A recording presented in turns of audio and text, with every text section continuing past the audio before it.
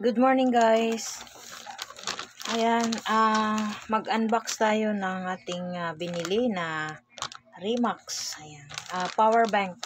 Nakabili ako doon sa Gmall. Kaya i-unbox natin ngayon. Ito.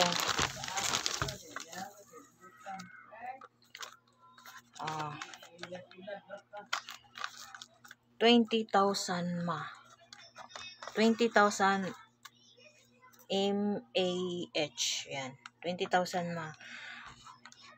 Itong aking nabili na power bank. Dahil kailangan ko ito, kaya bumili ako kahit na mahal. Kasi mabilis na malubat ang aking cellphone. Kaya kailangan talaga dito.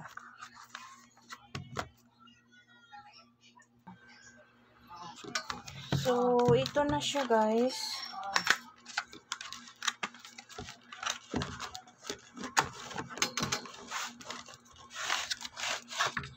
Ayan.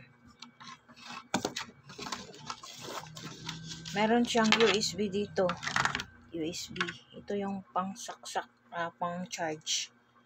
Ayan. Ganito lang siya kaiksi.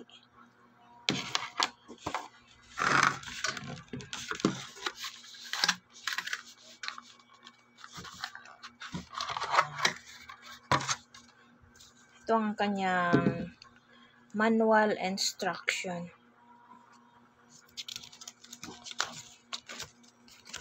Paano siya gamitin.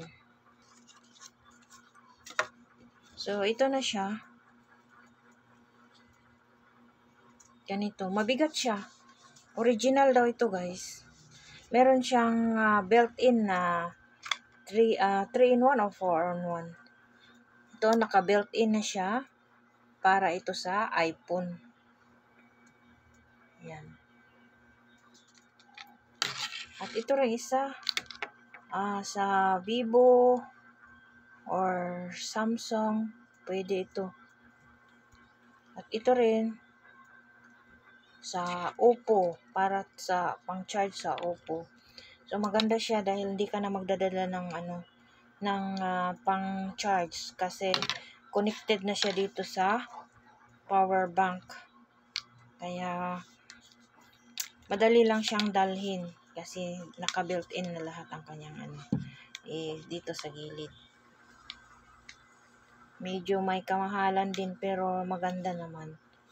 Tapos na-try ko na ito guys. Dinala ko ito kahapon nung pumunta ako sa Davao. So nalubat ang aking cellphone sa loob ng bus.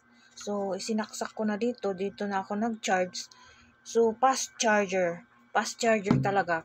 So napakaganda itong pang-travel. So no hassle. Kasi mayroon na siyang mga ganito. Kaya maraming salamat guys sa inyong panonood. Sana nagustuhan nyo ang ating unboxing itong aking power bank. Ito ay naghahalaga ng 1,599. So piso na lang para mag 1,600. Pero worth it kasi maganda siya, mabigat, original daw, fast charger. So ito lang guys, no. Maraming salamat sa inyong panonood. Sana nagustuhan nyo ang aking demo or review ng ating power bank. Maraming salamat. See you in my next video. God bless.